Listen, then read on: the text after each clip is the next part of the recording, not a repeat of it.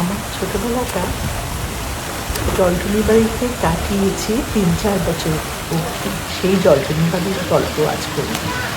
জলটুলি বাড়িটা খুব বিখ্যাত ছিল স্বাধীনতা সংগ্রামীদের জন্যে। এরা নাকি অস্ত্র এখানে লুকিয়ে রাখত। আর এই বাড়িটা ছিল অদ্ভুত, একটা পুকুরের উপরে। দোতলায় আমরা সবাই থাকতাম, আর ছাদটা ছিল পুরো পাঁচিল ছাড়া ফাঁকা। আর আমার জ্যাঠা আর ঠাকুমার ঘর ছিল দক্ষিণ দিকে, বাবা আর কাকার ঘর ছিল পশ্চিম দিকে। আর বিশাল বারান্দা ছিল, আর উত্তরে ছিল রান্নাঘরটা সিঁড়ির পাশে, যে সিঁড়িতে আমরা উপরে উঠতাম। ওখানে একটু পাকা জায়গা, সেখানেই আমাদের বাথরুম ছিল।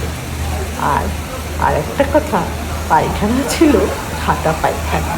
সেটা ছিল উপরে ছাদে ওঠার সিঁড়ির পাশে। চারিদিকে বিরাট বারান্দা, তবে পুকুরের দিকে না, সেই বারান্দা ছিল বাড়ির ভিতরের দিকে। আজও মনে পড়ে তা।